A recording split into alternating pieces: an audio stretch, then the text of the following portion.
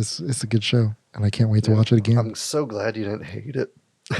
Not that there was any chance you would. Like it has Jared written all over it. But Right. I'm not a Berkeley student. Like, oh, it's too white for me.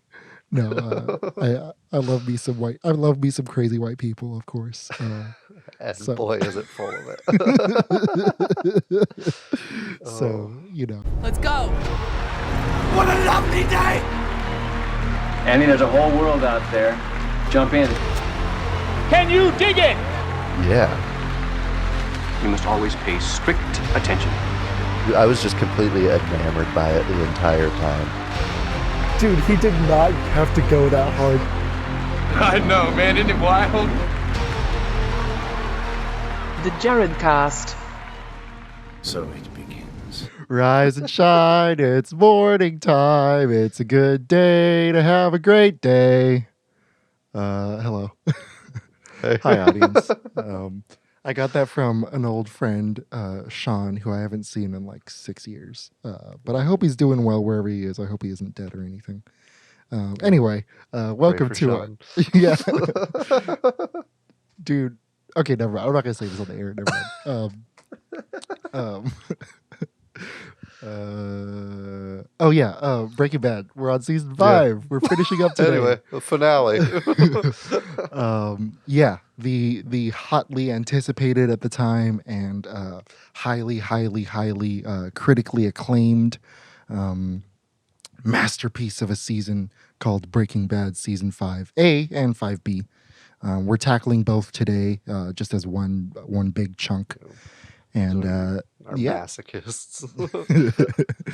Yeah, and I'm excited. I'm excited because I liked it a lot. I get the hype now. I sort of did before, but this is. But now that everything's so cleanly wrapped in a bow, you're like, oh shit.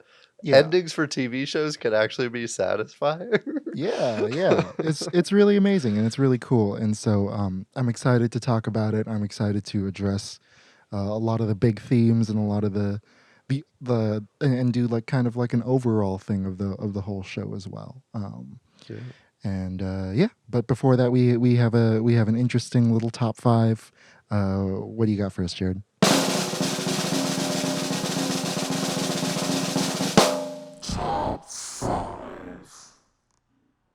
Indeed we do, and a very relevant top 5 at that. For the last Breaking Bad episode, why not do top 5 drug dealers outside of the Breaking Bad verse, because I don't want to have to say Walter White's name a single more time than I have to already. So I guess without further ado, we can just have you kick us off if you want. Okay, yeah. So for my list, I tried to I tried to limit myself and think like, okay, which dealers are actually like competent at their job, which dealers are, and I also wanted to do a different product for every single member on the list. Ooh, okay. So we got a pretty interesting list. My number 5 is kind of a curveball. It's from the show Community, and it's Abed dealing chicken fingers. For those of you who don't know, there's an episode that kind of pays homage to Goodfellas, where the study group, because they can never get the widely loved chicken fingers from the cafeteria, the only good food item, they decide to take over the business and basically run a chicken finger mafia that corrupts every single member of the group. And Abed gets really power hungry, and Jeff has to put a stop to him. And you think like, oh, is Jeff gonna kill Abed? But it's great, and the way Abed tackles it, it's very organized. It's very it's just, and he even like factors like economics and supply and demand and all that stuff. He's the Gus Fring of the chicken world. He really is. I guess Gus Fring's the Gus Fring of the chicken world. But He really is. There's also I'll give an honorable mention too, because there's an episode in South Park where Eric Cartman, where weed becomes legal. and all the KFCs are turned into weed dispensaries. So the KFC becomes illegal. And they basically rip off, for that episode of South Park, they rip off the entire plot of Scarface. And just instead of cocaine, it's chicken. That's awesome. But Tangent time already. What was the only good food at like your high school at the cafeteria? oh, I straight up didn't even try with my high school, man. No? Like I don't even want to mess with that. You know what? They had hash browns, and they had like a little hash brown patty. And so when someone offered that to me, I took it. The tater tots, or your typical frozen tater tots. So they tasted like any other thing that you can get from the store. Yeah, But fair yeah, enough. Ours was calzones. Every Friday was calzone day. And they were the most doughy calzone you ever had, but they fucking slapped. all right, calzones. That's so good. Anyway, my number 5. Yeah, my number 5 is one. I ended up with a lot of comedy guys, as I usually do. Nice. And this guy's a pretty funny dude. I like him a lot, and this movie is great. I feel like it's kind of forgotten with the younger generations. Boomers fucking love this movie though.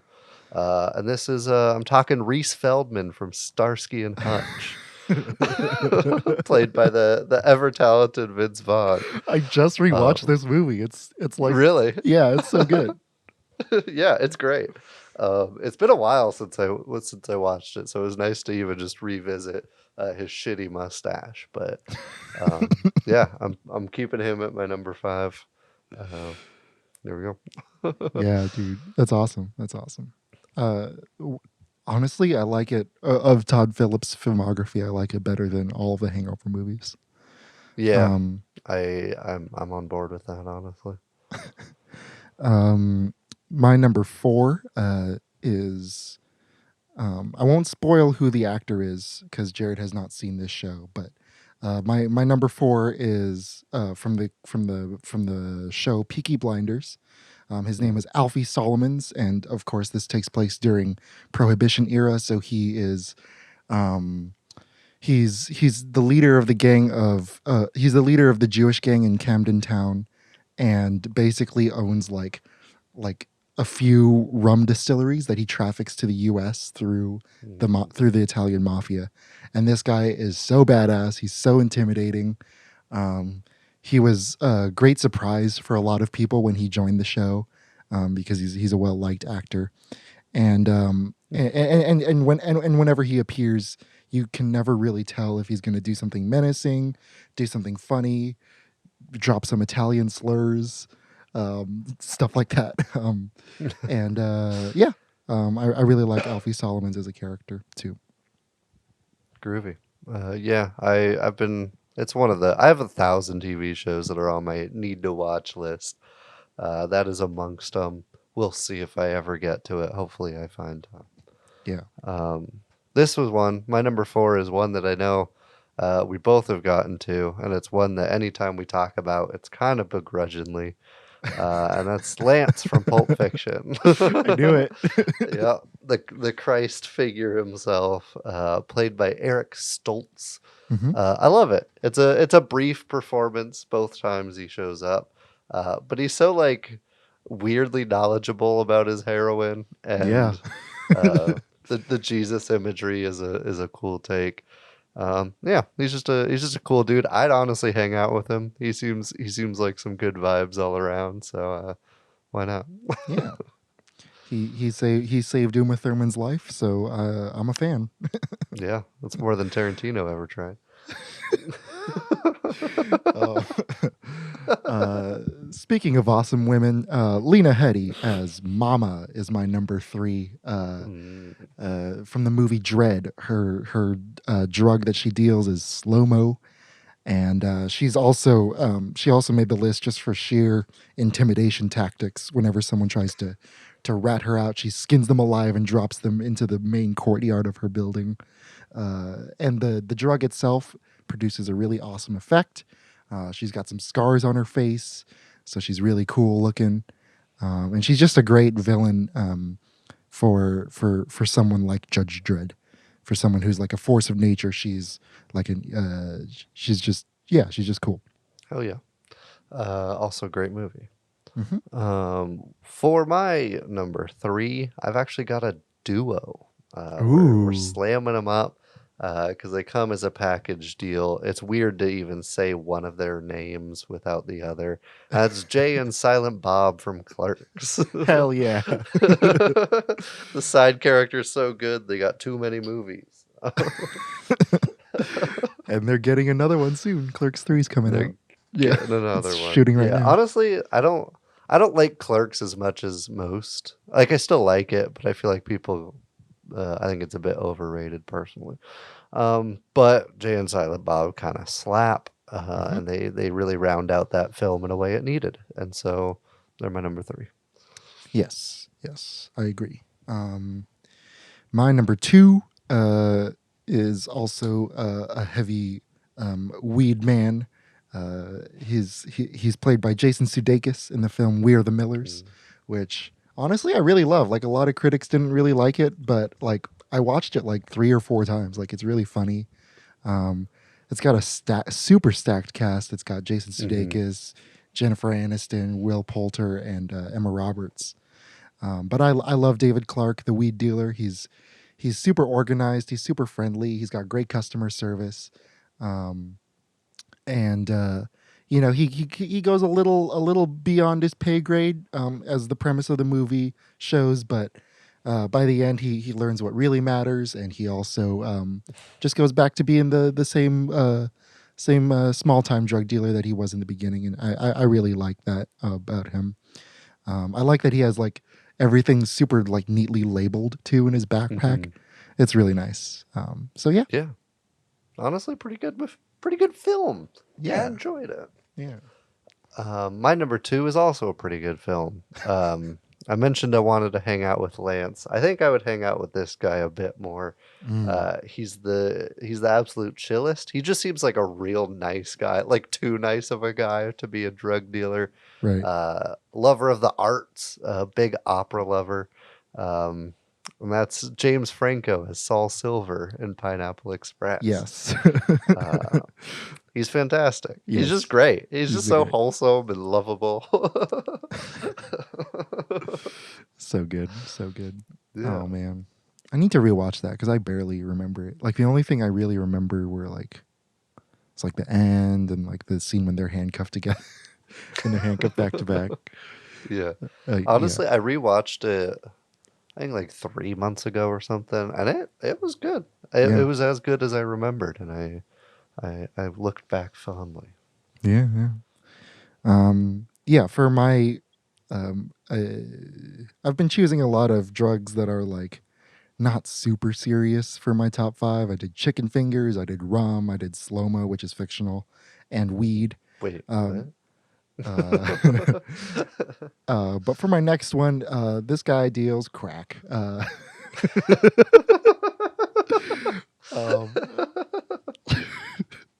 So my number 1 is Nino Brown, played by the beautiful, talented, and super intimidating and super iconic Wesley Snipes in the film New Jack City. This is one of those hood classics, so to speak, featuring... Have you seen this movie?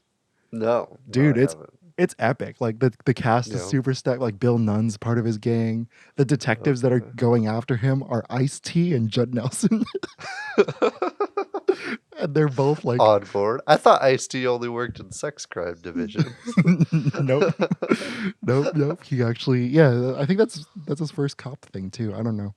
But yeah, Nino Brown is he's a force to be reckoned with throughout the entire film, and he also like has a heart too. Like, he does really despicable things, really horrible things, really violent things, but sometimes he'll do so with tears in his eyes, knowing that he has to do it, and it's really interesting. It's a really interesting performance on Wesley Snipes' part. It's a really iconic wardrobe, and there's this great, and he has the great one-liner when this guy tries to stand up, he points a gun at him. He's like, "Sit your $5 ass down before I make change." And it's like, I want to get that tattooed on my body somewhere. I don't know, On but your yeah, yeah, Nino Brown, New Jack City. Nice. Part of me wanted you to say that the U.S. government when you said they deal crack. True. My number one, the most intimidating on my list by a country mile, the only intimidating one on my list. Although Silent Bob's got some energy about him. And that is from a classic, a Brazilian classic called City of God, and it's Ooh. Lil Z, the fucking menace himself. Crazy. Forgot all Yeah, about him. crazy talented drug dealer. He basically overthrows the entire drug trade in his favela and neighboring favelas. And he's fucking terrifying. He's a great complex character, a great mirror for Rocket. Honestly, one of my favorite characters, like in any crime or drug movie. I'm just fascinated with him. And so I had to put him at number one. He's the best at his job on this list, I think. And so here we are. Hell yeah. That's a good list, man. That's a good list. You No too. overlap too. Yeah. I thought we might because I had some cliche as always, but also as always, you kind of rounded it out by by not doing that. So why did you exclude Tony Montana? I think Scarface is overrated, and I also thought maybe you would. I don't know. I've never been like enamored with him like everybody else. I'm like he's just a cartoon character, and it's it's just whatever for me. Sure. I also like he uses so much of his own product. Yeah, he's not really a dealer. Yeah. So that's kind of why he disqualified. Mama uses her product a little bit, but not like a whole lot. Yeah, I mean, I got some heavy users on mine. Saul Silver probably smokes as much as he sells, but True. at least he's a kind soul. Yes.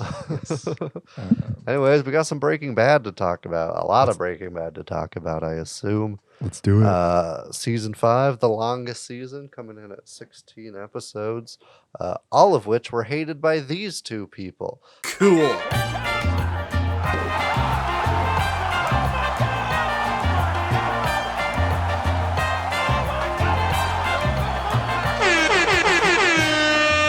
Bad reviews. In today's episode of Jared reads poorly written reviews of TV shows we're watching because it's funny and it makes him laugh and stuff. And you heard that right. I've got 2 for you today. We're finishing her off sweet. These 2 are on the shorter side compared to what I usually do, which is also why I did it. Both from 2021. Kicking us off is EBM123, saying this show is as ugly as Walt's underwear. Giving it a 1 out of 10. Their review follows here. This was a boring show with lots of murders of good characters. I did not find any acting or emotions or music or visual part, i.e., there was nothing entertaining or touching. I kept watching only because of 2 characters, but when they got killed, I realized that the show became empty. My favorite episode is the last one, when all of this ended in a proper way. Also, what is the lesson learned from this? If you have a crisis of middle age, you need to become a criminal instead of trying to find support in your family and make some efforts to improve your life? Yeah. That's exactly the message. Wait, did they say who the 2 characters were? Not at all. So I was trying to think who, because they kind of make it sound like they die early. So maybe Jane was one of them. Maybe. I don't know. Hank. It's weird. They don't seem like a but Hank liker. No, because that's like third to last episode Hank dies. Nah. So I don't know. I don't know. I just thought it was funny when they don't say that they found no good acting. They didn't find any acting or emotionals or music. They looked all around and they found no music in this whole. So good. Oh man. Yeah. Also, I like finding ones that kind of mirror the season because it's a very emotional season, and so having no emotion made me chortle a little. What also made me chortle was MD Buhari with their review saying junkies only, giving it a 1 out of 10. A chem teacher has cancer, loses his job, and makes a living by making and selling meth. And he is proud of his illegal business. Bravo! Need of the day for American youngsters who are spoilt under drug addiction. I am not sure what kind of sane person would like this. Yucky.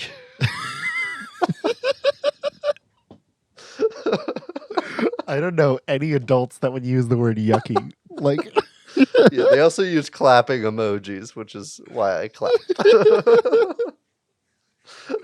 okay, that makes more sense now. I was like, why is he Yeah. I have to read it verbatim. That's amazing. Oh man. Yeah. Good finds. Good So finds. anyways, sell drugs, I guess. Is the moral of the story. Yes. Yes. Yeah, season 5, the finale, where it really kind of made its fame. Yes. I think I saw 10 million people watch the season finale when it aired, which seems kind of insane for a show, especially when it was coming out, and especially on AFC. They haven't done those numbers in any show combined. Oh wow. That was a lie. I don't know if that's true.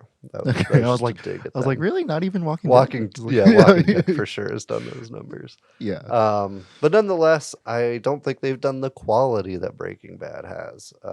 I've been kind of jerking off this show for the last 5 weeks, and I'm going to continue doing it here For the last 'cause 5 years of your life too. for the last 5 years of my life, because I fucking love it. This is a great season. There's no bad episode. There's not really any bad episodes in the show. There's some filler, but I think season 5, even part A, before it really fucking launches into wrapping things up, I don't think there's really any filler. I think every episode holds its own weight. Every episode's a fucking banger. You get everything's tied up so perfectly. I think every single storyline, I couldn't think of any that they left really untouched and unfinished, except maybe Jesse, but they ended up kind of retconning that ending in. Yeah. But even then, you're satisfied with it. You're satisfied with it. The comeuppance Walt gets. He doesn't quite win, but he doesn't really wholly lose. It's great. I just think they did justice to the entire show. You finally see long-winded Chekhov's guns go off like the ricin. Yes. And it's satisfying. It just leaves a nice little feeling after, where you're like, this is just how you end a TV show. This is how it's done. The cinematography is great. The music even steps up a lot in this season. They hammer in that kind of on the nose music thing that they tease throughout the series. They really fucking go for it here. Yeah, overall, I absolutely love it. You'll hear more about why I love it, obviously, soon. My rating, 10 out of 10. Fuck you, it's perfect. Oh man. Jared, thoughts? Yeah, man. This is it's narrowly the best season of the series. I love that they bring back the themes of change and transformation that were hit so hard in season 1. They come right back here as we see Walt transform into King Heisenberg, and then transform into a monster, and then transform into the legend that he wanted to be. And you also got the Western vibes from season 4 coming back. You got the kind of tragic opera vibes from season 2 coming back. The kind of capitalist and American critiques from season 3 are also in here. All the old characters return in full force.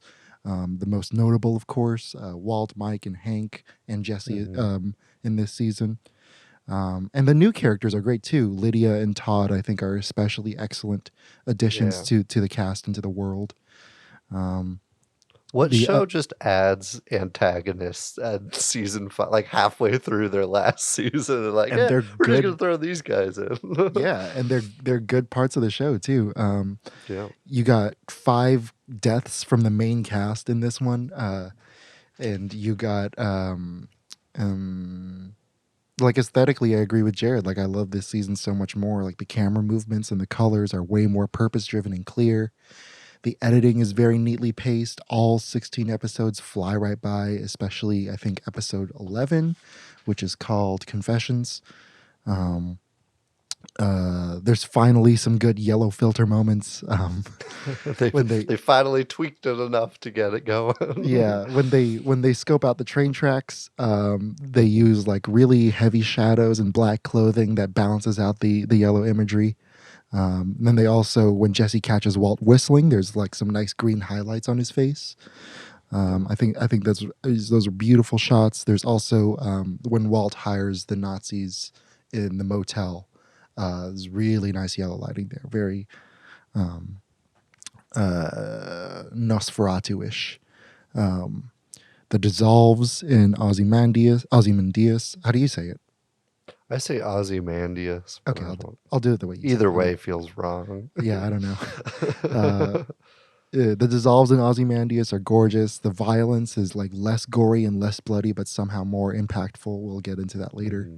And the costume design is really interesting because all of the selections are darker. I think as far as stuff that just minor things that bugged me about it, I think Andrea is still underwritten. She plays a big part, but then doesn't really have any agency in the thing.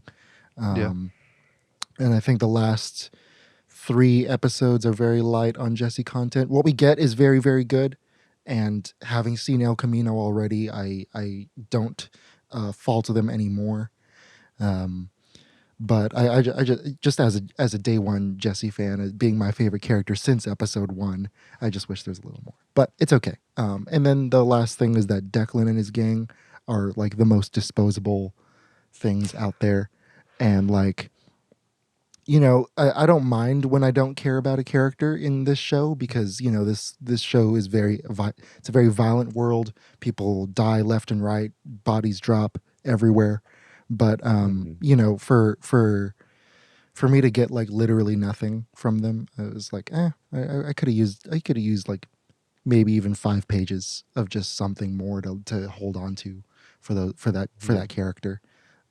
You get a little bit like, oh yeah, this guy he's like, or Walt's like saying like, you're a copycat, like that kind of stuff. Like, and so it's like, okay, like that's an example of what would happen when Gus leaves a power vacuum that big.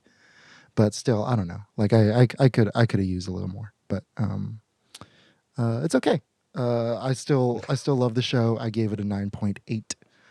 It's one of my it's I think gonna be one of my favorite dramas the more I rewatch it. Definitely gonna watch the whole thing again. Now that tomorrow, I know how you're gonna jump right back in. yeah. And even the stuff that was like spoiled for me, like there were still enough stacked surprises in this season alone that really like shook me, and I was like, okay, this is really cool. Like I'm really into this. So yeah. Hell yeah. Yeah, I agree, and I think your criticisms were fair, despite how few they were. Especially the Jesse one. The more I rewatch it, because I love Jesse as a character. I had him as my number 1 sidekick, and I Yes. stand by that. And he really isn't in this season a lot. They give Walt a lot of the focus, way more than pretty much any season previously. But what we get from Jesse is just so good that I'm like Yes. still satisfied. Like his acting this season is fucking incredible. He's probably the best acting of the show with his season 5 performance. It's delightful. even every performance is great, even down to like Mike and Lydia. Marie fucking kills it this season, Yeah. especially when she finds out the truth. Like that shit's great. Her victory lap to gloat to Skylar is incredible. I love Yeah. that scene.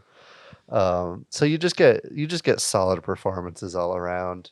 You can kind of feel that the cast and crew knew they had made something great and that the script is going to finish it in a great way, and so they all were like, "We're gonna do this justice. Like we're gonna make this live up to the hype that everybody has for it."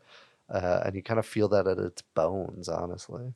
Yeah. There was like an actual like battle between famous directors, like who would get to direct Ozymandias.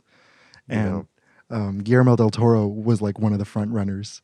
And Ooh. yeah, and Ryan Johnson was Weird. like, yeah, Ryan Johnson contacted him when he got the job. He's like, no, I get to fuck the prom queen. That's fucking great. Yeah. And he did a great job with it. I Yes. think Del Toro's a fantastic director. I think a better director. But I don't think he would have done a better job with Ozymandias Oh, yeah, than no Ryan way. Johnson. There would have been fairies flying around. It would have just gotten it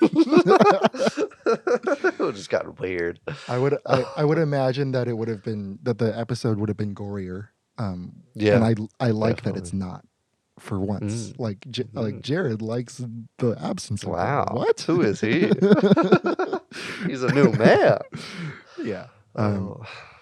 We'll talk about that Cool. later. But Yeah, I guess we'll jump into it. do it. One of the ones that is prevalent this season, before we talk about new characters, was we really see the ending of Walt's justification for what he does and like the real reason for what he does. Yes. He tells the audience and himself and his family and everybody around him, "I'm doing this for my family. I want to support my family." Blah blah blah blah blah. Eventually, the audience clues into that it's not really about that for him anymore at all. It definitely like must have started that way. I do believe that in some capacity. But it really comes down to his ego, his lack of credit career wise. He goes on about Jesse, or goes on to Jesse about checking the stock price of gray matter every single week because he regrets not being involved in it more and giving that up. He admits to Skylar at one point that he is doing it for himself because he likes it and he's good at it. And so it's kind of nice to see him come to terms with something that the audience knows, and that disconnect that has been there in him for so long. So I was just curious to see how you thought about them handling that. Handling like the The disconnect of him saying it's for his family and kind of the reality that it's his ego, and then we can tie that into greed as another motivator throughout the show and the Oh, yeah. downfall for more characters here. Yeah, I mean it's interesting, right? Because he constantly says that, like you said, throughout the entire show. But what he really wants, what he really needs, is control and power. He wants and needs to feel like a big man who can provide, and so when his family actually reaches out to help him, when they when Flynn was like, "Hey, I want to help you with your gambling addiction," when Skylar's like, "Hey, I want to help you with this and that," he turns them away, and the whole entire time he's been looking at his role as a father, to the frustration of the entire audience, the wrong way. Yeah. Gilligan wrote I wrote a quote from Gilligan. He's been looking at through the wrong end of the telescope. And whether that's denial born from his pride, or whether that's just a straight up like a blinding level of narcissism, or both, I think it's really compelling to watch, and I think it's really, really interesting to see him, especially in the last last 3 episodes, I should say, see it all fall apart, and kind of gain that self-awareness that he he thought he was very self-aware up until Ozymandias, literally, and then Yeah. he realizes like, oh, um, it really is all dust, and it really is all like he says it in the very end, in his last um, interaction with Skylar. I did it for me. Um, but at the same time, it's interesting that they give us that ending where he does get everything that he wants. Yeah. Um, He still ends up in control for the most part. He does like end up losing his family and yeah, fucking them over pretty royally. yeah, and that's the cruel irony of the whole entire show is that in trying to provide for his family, which I believe him when he says it in season 1, but that's the only time. Yeah. As soon as he says, "No, I can give you £4 a week," I'm like, okay, this guy's yeah, no. And addicted. Yeah, like as soon as he says that, but yeah, I believe him in season 1. I believe that he starts out really trying to do this and really trying to, he really has no other options. And I think why we connect with Walt is because at the beginning, in the pilot, he has no control over any aspect of his life. And I think it hurts him more than anything, and so seeing it all play out, seeing it all be fulfilled in season 5, I agree with you. I think it's absolutely brilliant. Yeah. And we also see this with one of his, you can kind of call him a mentor in business with Gus Fring. Yeah. When they have dinner together, he's like, "Oh, a man provides for his family. Like that is your role as a father, is to give money to your family." And so Walt, kind of already down that path, just takes it and runs with it even more. He's like, "All that matters is I financially support these people. I don't have to hang out with them. I don't have to talk to them. We don't have to talk No. about problems or fix any marital issues. All that matters is that cash, baby."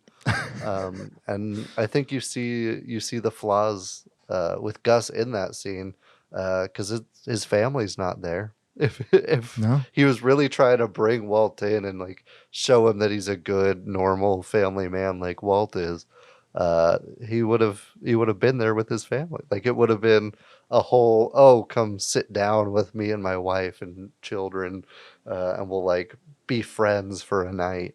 Yeah. But instead, he's like just gaslighting him into thinking that he needs to be like Gus is in order to be a man. And I love that reflection that we see pretty much before we meet Gus, but especially after, where he just abandons his family entirely. Yeah. It's so good. You know. It also reminds me of his little monologue in The Fly, or not The Fly, but Fly, when he said like he missed his perfect moment to die because he said you want them to actually miss you, and I think Yeah. he can kind of he doesn't fully see it, but he has a sense of what the end of the road looks like, you know. Yeah, and that's mirrored with another scene with him and Walter Jr., where he tells the story about his father dying Yes. early. He's like, "That memory of him dying was terrible. I don't want you to remember me like that." And Walter Jr.'s like, "No, that would have been way better than what you're doing now. Yeah. Like, Oh my you're god. an absentee liar and like everything's shady. Like, I would have preferred that." Yes. And seeing that conversation play out is a fantastic kind of bookend to that Fly monologue. And with that off the table, we could go through characters now. I guess we'll start kind of minor, maybe with Saul. Ooh. Saul gets one of the happy endings, I'd say. He escapes Okay. to Nebraska, right? Am I remember that right? I believe so.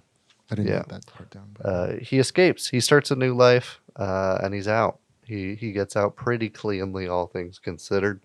What'd you think of Saul as a? You can do as a whole because he's not really in this season a lot, but he's one of the fan favorites. He's honestly not really like I would have rather had a Mike solo show than a Saul solo show. right. But nonetheless, he's a fantastic character, and Bob Odenkirk's a gem. But what'd you think? I love Bob Odenkirk, of course. And I was super, super satisfied with him finally rejecting Walt in episode 15. I thought that Yeah. was such a great scene. That was such a great acting moment for Odenkirk. And it's interesting to see like Saul really like afraid 24/7 in this thing. Like he's wearing Kevlar to go to the car wash. Yeah. Like, geez, dude. Like, and he has a bodyguard. He's constantly like debating whether or not to just run. And like overall, Saul kind of is a perfect embodiment of the kind of evil that greed produces, and the there's that old saying the love of money is the root of all evil, and from Saul's love of money comes all this suffering, all this pain, all this anguish, and so even though there's not a whole lot of scenes from him, I think that still makes him. I think that's the reason why he's so impactful. I also just love the design of the character as the seasons go along. His clothing also gets darker in this season,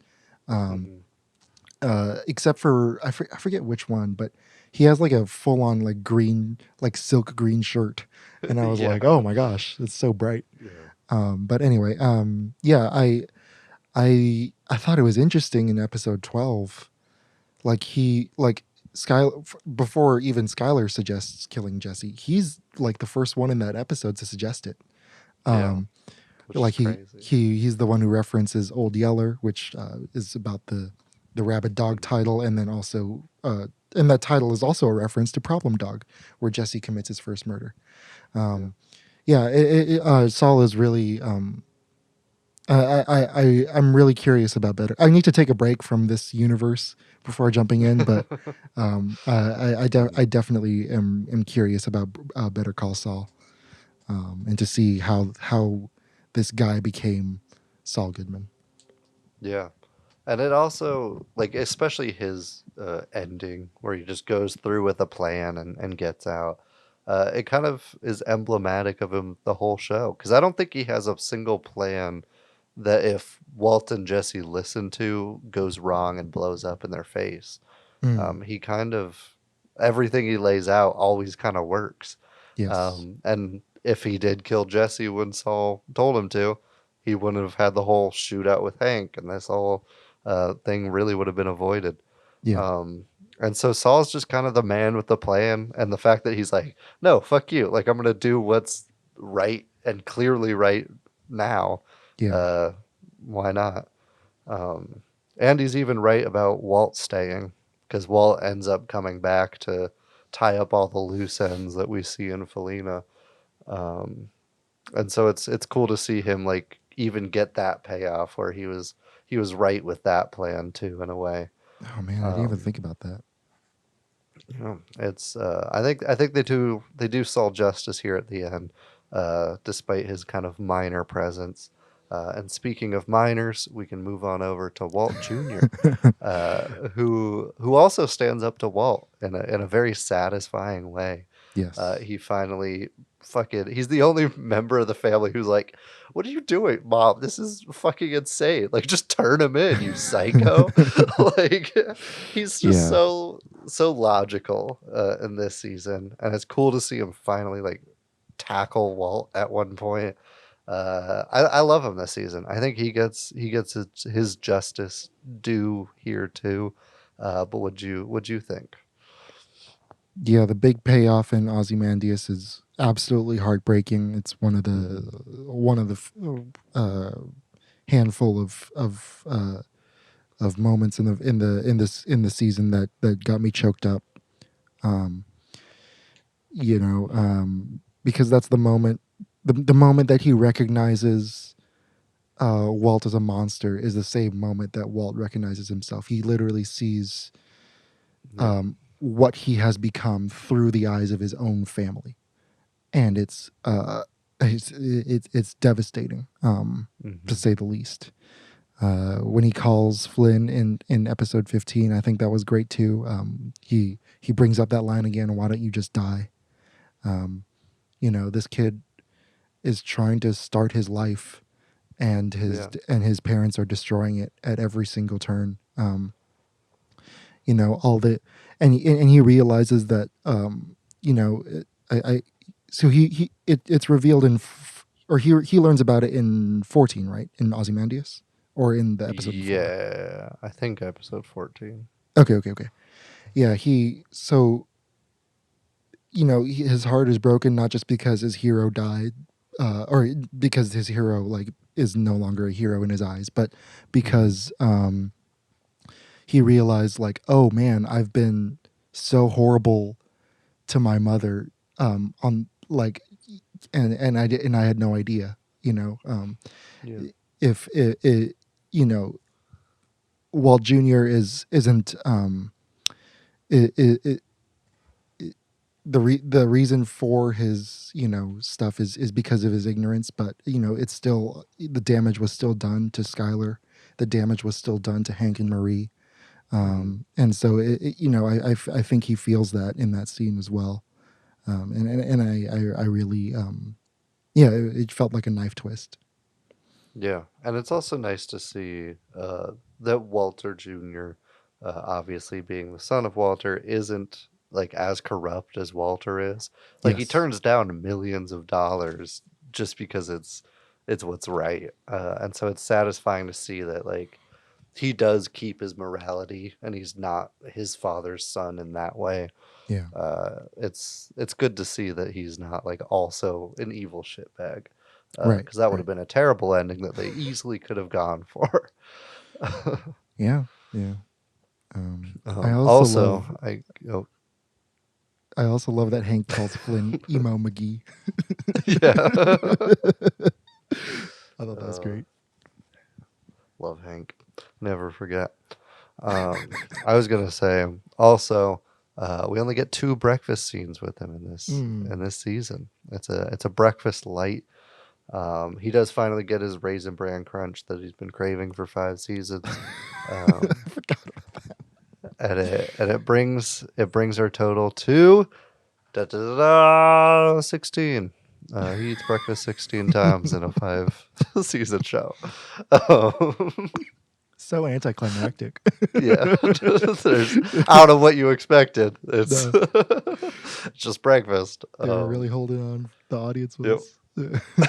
That's the real ending of the show, is Walt Jr. gets his Raisin Bran Crunch. They even rack focus to it, which is hilarious.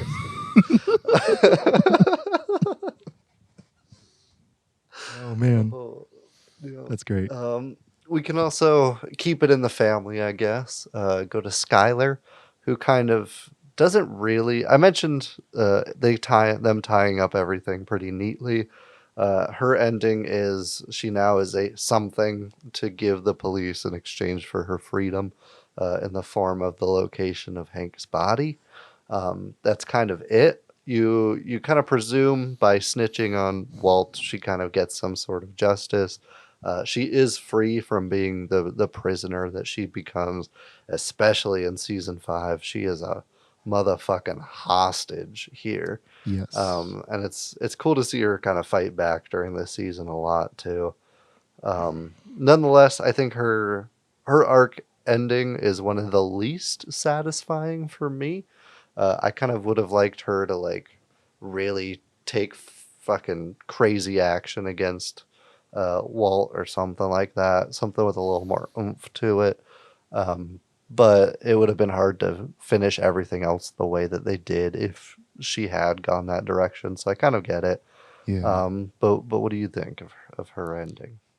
Well, in that little house, she's very she kind of looks like a shadow of her former self. She's very psychologically scarred. With Jesse, you can see the scars all over his face, the damage that Walt's done. But for her, she's stuck in that spot that she's sitting in for the rest of her life, and I think if she remained the same and remained the same strong person that she was in the beginning, I think the show would. I think saying that would have, or showing that would have kind of diminished the damage that Walt did to his family. And so I Yeah. like that. I don't like it. Obviously, I root for Skylar, so like I feel the same way you do. I want her to slap him. I want her to stab him, do Mhm. something. The But knife cut is kind of satisfying when she it, finally like physically hurts him. You're like, oh, yeah, okay, it's a small scratch, but I fuck with it, Skylar. yeah, yeah. It's I think if I think the message of the show and the message of what Walt did, and I think it's punctuated by showing her in that way in the very end. Mhm. Yeah, yeah. Um, I agree. I think another character that really is just a victim all around. Skylar, you could kind of make a case like she did kind of help him, even though she didn't really have a choice. But one person that you can't say that for in any capacity is Marie. She finally gains her husband back at the beginning of season 5, and then by Yes. the end of season 5, loses him for good. Um, and it's hard to watch. It's great to see them kind of reconnect like that. But her story kind of ending in Hank's death is sad. I kind of wish that she wasn't such a pair with Hank and rather had a little more of her own individuality.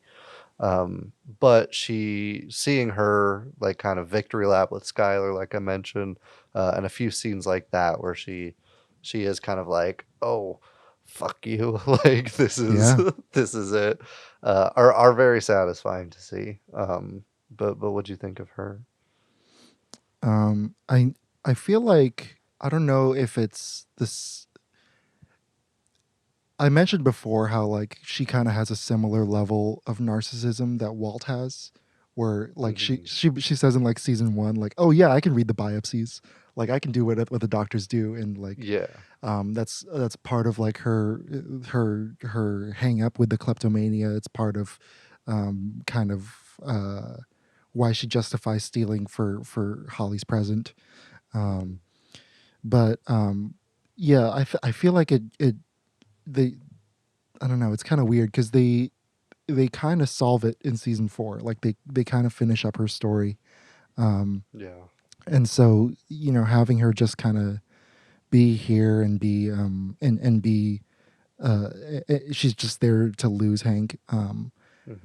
I agree with you, but I one of my like satisfying Marie moments was when when they're in the restaurant in Confessions, and she tells Walt to kill himself. Like Yeah. I'm like, oh my god.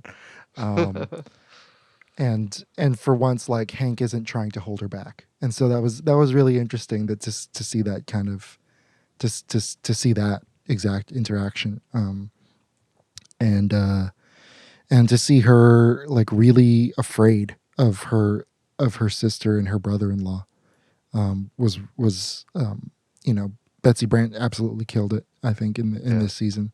The You know, casting all across the board is perfect. Like I yes, can't picture anybody in any of these roles. There's also Mike. Mike. He gets a very sad ending. One of the hmm deaths that kind of hit me hardest. I'd put him in like a top 3 with Hank and Jane probably. yeah, Not necessarily in that order. Um, yeah, it's sad. I like his just shut the fuck up and let me die in peace. It's very Mike till the end. hmm Um, I like it. I think they do him justice as well. I keep saying that, but those are the words that are accurate for my assessment of the show. no, yeah, Um, uh, yeah, I he stays true to his beliefs until the end, even when he's in an investigation. All he cares about is getting money for his daughter. In the end, he does through Jesse. He carries on that legacy, and it's fantastic. I think they ended him great. Good job. Hats off to you, Gillian. Uh, what do you think? yeah. no one gets away with killing a kid in Yeah. fiction, at least in Western fiction. Um, and you know, while Mike is not inherently responsible for the death of Drew Sharp, he does vote to keep to not dispense justice against Todd. I don't think that's a direct that's a direct line to his death, but I you know, that's just how it works in fiction. And I think he's a badass. I love Mike, especially in episode 2. I think that's a great Mike episode because we know exactly what's at stake for him. We know we're reminded of how dangerous this guy is, but we're also shown how suspicious he is of Walt. You know, there's this he only joined the gang based on his trust in Jesse and because Jesse saved his life. But he gets a lot of great quotes that kind of sum up he says you are a time bomb in episode 2, but in episode 3 he kind of gives the thesis of season 5. Just because you killed James don't make you Jesse James.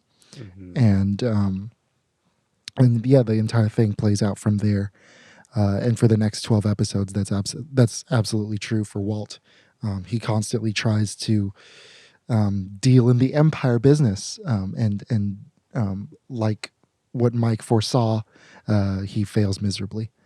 And yeah, I agree. His death is one of the hardest hitting in this show because you know he's a killer, but he's a stand-up guy. He believes in honor. Yeah. And he sticks to his morals until the end. Like, he never gives up his guys, even after he's been shot and about to die. Like, he stays true to himself. Yeah. His sort of like his the evil that he does in the show is it's very pragmatic, and so it's interesting. Like, we always kind of agree with him that, like, yeah, it had to be done. But he still has to, you know, it's still blood for blood in this world. But I do think that they gave him they did the character justice by giving him such a beautiful ending, and like that wide shot of him just kind of leaning over is so good. The second I see him at that riverbank earlier in that episode, I'm like, oh fuck, like, yeah, god damn it. Oh man, it's really. I love the way they treated Mike, and I'm excited to see more of Jonathan Banks. I don't know how much he's in Better Call Saul, but I see him in the thumbnails on Netflix, so I'm excited to see more of him when I start watching that. Yeah, me too. Yeah. Earlier in our episodes, I think our season 3 maybe, you were curious to see why he had a soft spot for Walt, why he kind of put up with his shit. I think it might be a little more clear that it was more of a soft spot for Jesse. But do you feel like you got your answer to that question? Well, I think he sees that Walt's a smart guy, and I think he's deceived like the rest of everybody else. Like, Walt's trying to do this for his family. And I think as soon as Walt orders the killing of Gale, that's when he's like, no, fuck this guy. Yeah. I think I think from the beginning of season 4 on, he has a special sort of hatred and not resentment, but like, he's constantly watching Walt the way the way a wolf would watch a bigger animal, you know? Yeah. Yeah, and I think you can definitely see that train of thought with him when he says to Walt, like, we had a good thing going. All you had to do was know your place and do your job, and we would have made unlimited money. Because he's clued in. He sees right through Walt's fucking empire business ass shenanigans. He's like, we literally could have been billionaires pretty quickly, and you fucked it up. And so I think I agree with you that was his turning point against Walt. And that Walt versus Mike dynamic is super interesting, especially through season 5. It's nice to see them having to work together, but also butting heads. Yeah. I think it's super cool, and it makes for a very interesting dynamic throughout. And his death is crazy hard hitting, especially Walt's realization that it's 100% avoidable. Like, Yeah. Mike is leaving. He's in the process of leaving. You're helping him, so he's not going to like turn on you now. And you could have gotten the names from Lydia. Like, his realization is really heartbreaking there. But at the end of the day, he's not really Walt. He's Heisenberg at this point. So Yeah. he moves on fairly quickly. Yeah. Yeah. I agree. You know. I'm trying to do the main for last. Who am I missing besides Walt, Hank, and Jesse? Todd and Lydia. Yeah, we can do Todd and Lydia. We'll start with Lydia because she's a little more minor, I think. Yeah. But we get Chekhov's ricin finally paying off after like True. 3 seasons and 2 false alarms. We finally get there. And I like it. I think Lydia's obnoxious. She's a little rat like the rest of them. Yeah. She's just doing what she can to get by and get ahead and really stay alive. Right. She's obviously not as like evil as Todd or Walt or anything, but Well, it's interesting, right? Because she's responsible for like at least what? So counting Declan's gang, counting Gus's employees, that's like 20 bodies. yeah, And the prison people. She gets one of her coworkers arrested. Yeah. And so like I personally love the like sniveling coward trope in Yeah. crime fiction, and when I think of her, I'm reminded of like Peter Lorre in like all the old noirs, like kind of the like "Ugh," and constantly stabbing in the back whoever, and just to stay alive, Yeah. basically, because Yeah. she knows she's a weak link in the chain, and she's got to do what she can. I like the performance because when Mike chooses to spare her, I caught myself being sexist. I'm like, wow, this Yeah. person, She deserves to die just as much as any man. yeah, exactly. And I was like, oh shit, I totally was like, no, he shouldn't kill her because she's a single mother. But no, she killed people. Like, yeah. She's a bad person. She's an international drug dealer. Like, it's drug trafficker. I mean, Yeah. so yeah, I think she really excellently, like, not just expands the world of Breaking Bad, but also kind of expands the kind of the crime drama-ness of it. So Yeah. I really like that about it. I agree. The Ricin payoff is so satisfying. That's his last words are "Well, goodbye, Lydia." It's great. And it also shows that Walt's evil actions have global ramifications. You know, the fact that the Czech people are buying meth in addition to people all over the U.S. Is really, like, it's such a background business thing, and she says it so coldly, like, geez. Yeah, and it is real nice this season that they do that step back that you were talking about, where you're like, oh, this is affecting Europe. Like, people in Arizona are dyeing their meth blue to copy him. Like, it's nice that they were like, this is the whole country and arguably the whole world is being affected by this fucking high school teacher's actions. And so she is a nice catalyst for that. I agree. And she's incredibly careful. She kind of rivals Gus in her carefulness almost. Mm-hmm. But she's also a creature of habit, and that's kind of her downfall. Yes. Way too predictable, and in that caution, it's easy to draw her a different way if you just stay a step ahead of her.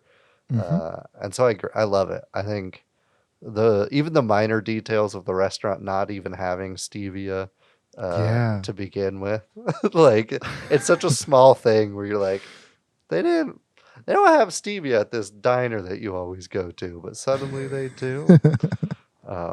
Yeah, it's a very satisfying death. and I'm glad that the ricin is used in this goddamn show because they hype it up for so long. Dude, I'm so glad. Yeah.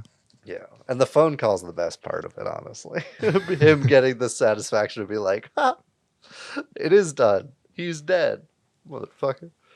So good. And then there's Todd. Nobody lives who kills a kid.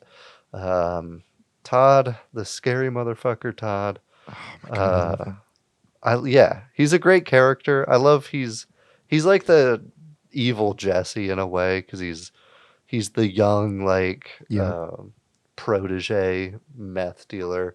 They have very similar work ethics once they apply themselves, and it's great. I think he's a great villain. I like him more than Declan, obviously, and like his gang, even his uncle. Like I'm more scared of Todd than I am his uncle because Todd's more of a normal person, and I'm also Caucasian, so I don't really have to worry about his uncle. True. But yeah, Todd's an evil fucker, and it's very satisfying that it's not Walt who gets the kill. It's Jesse, because Jesse has earned that kill. Like that is one of the biggest smiles on my face from a death in this whole show. Yeah. I'm assuming by your yeses you agree, but what are your thoughts on his ending? Oh my God. Every time Jesse Plemons is on screen, I get a big old smile on my face. It doesn't matter what kind of a piece of shit he's playing, whether he's playing you guys having a game night. Yeah. I especially love when him in game night, but he plays a piece of shit in Judas and the Black Messiah. He plays a piece of shit here. I was told the one thing that was spoiled for me about his character was that he was cold and that he was calculating. I didn't know that he would kill a child in his first mission. I was like, oh shit, okay, we're at that level. We're just jumping to child murder. Yeah. Also, he fucking keeps the kid's tarantula. He does. Has a pet tarantula after that. That's so fucked. It's so stupid. Oh my God. Yeah. What a psychopath, man. I absolutely love this character. I think he brings a different flavor to the show that like no one else was able to bring before. You know, you got all these seasoned veterans, and at this point he's a veteran. He's a recurring, or I forget if it was recurring or main in Friday Night Lights. I think it was main in Friday Night Lights. He was there for the first, like, I think 5 or 6 seasons. And he's great in there, and he's such a nice guy. He's like too nice in that show, and that was my introduction to Jesse Plemons. And so seeing him go since in everything else, pretty much. It's great. He's got range. Yeah, no, I love him so much. Give him all the Emmys, all the Oscars. I can't wait to see him in Scorsese's new movie. But I especially love him here. I think I think you're absolutely right about him being the dark Jesse. And so seeing Jesse finally get his revenge is made me stand up, and that happened a bunch of this season, but still it was pretty good. Yeah, I also have fond memories of him because he's involved in one of the most badass episodes where they rob a fucking moving train. So good. Yeah, it's delightful. And so like just looking back on that, and we'll talk favorite episodes, so we don't need to dive into that now because I'm sure it'll make at least one of our lists. But yeah, he's a great character, super dark, super gritty, and Jesse getting the kill is fucking satisfying as hell. Of course. I don't think we need to do his family of Nazis really much justice because they're kind of just an extension of him. They are badass because they get tied into the prison murder montage, which is brutal and fucking cool as shit, and some Godfather type shit. It's interesting, right? Because that's the goriest moment in the season, but it's also the most emotionally detached. Yeah, because the music's all happy and it's all just casual. Yeah, and they're like lighting a motherfucker on fire and stabbing somebody 20 times and throwing him off the second floor. So good. The way they treat violence in this season feels like the way they treated it in season 1. where every single like moment has, or every single kill has, even though there are only 2 in season 1, every single death like has such a like monstrous impact, that it and then there's that cruel irony of the prison montage where it's like the more brutal deaths, we're just gonna they're just it's just business. Yeah, and you really see it through Heisenberg's eyes at that point. Yes. Like you're like, this is probably how he looks at it. Is like, ooh, this is just a happy thing, even though 10 people are dying. Like, Yeah. it's awesome. It's cool to see that perspective switch, but also them keeping that emotional weight with deaths. And speaking of deaths, I guess we can move on to Hanky Poo. Hank. The real hero of this series. If we had to pick one, it's got to be him. Unfortunately, it's told through an anti-hero's lens, and so people really don't join his side until season 3.5 ish. Just spitballing. I love him though. This season is crazy cool. It's so satisfying watching him do it. He gets his victory by putting handcuffs on Heisenberg like he wanted. That was his goal all along. That's what he said he always wanted to do. So he still gets his victory before he dies, and I think that's why his death is like so good and well done, that you don't feel like blue-balled from that satisfying moment. Yeah. But you also get the twist that he dies. Steve Gomez kind of gets just disposed of. You kind of forget that he's even in that scene by the end of it. Right. But it's still real sad seeing him die, because he was another great side character that I liked having around. I agree. But yeah, finishing of Hank's storyline, one of my favorites. I'm pretty sure it's one of yours. I think you've said that, if not your favorite line. What'd you think of how they wrapped her up? Yeah, when you told me that Ozymandias was going to be your favorite episode, I was like, "There's no way it's that good." But honestly, the giving It is that good. yeah, like giving a character a hero death that's earned is so difficult. We kind of see him like at the start of the series being this, being very like kind of casual everyday evil, not like a bad person, but like just like casual nonchalant racism. yeah, like that. like he uses the word beaner a bunch, and it's very unnecessary. Yeah. And like as he grows, as he matures over the next few months of his life, you feel closer and closer to him. And like I said last season, every single clue is a clue that is earned by him, and earned by his pain and suffering. And then his white whale, his Heisenberg, just falls into his lap, literally while he's on the toilet. Yeah. And it only happens kind of because he's had this. He only realizes that Walt is capable of being Heisenberg because he's had this revelation about masculinity in himself. It's why he's so blind, and the kind of false bravado that he carries in the first 3 seasons is what keeps him away from suspecting Walt in the first place. And so after seeing him completely broken down and completely remade into a brand new man, into A-Sack Schrader, that's when we see him finally make that discovery and become the hero that he wanted to be, and get where he wanted to be. And he doesn't have he's a guy without integrity in season 3. He compromises his position as an officer of the law and beats Jesse to a pulp. But then now here he completely flips over, and he holds on to his integrity when Jack offers to. He's like, "What do you think about that offer?" He says, "My name is A-Sack Schrader, and you can go fuck yourself." And that's like, I had chills running down my entire body. I was like, yes, that's exactly what I was hoping out of this character. And he also has that moment with Walt, like, you're the smartest guy I've ever met, or something. But you're too stupid to see that this guy made his mind up 10 minutes ago. Yeah, it's so it's my favorite death in the whole series. And I think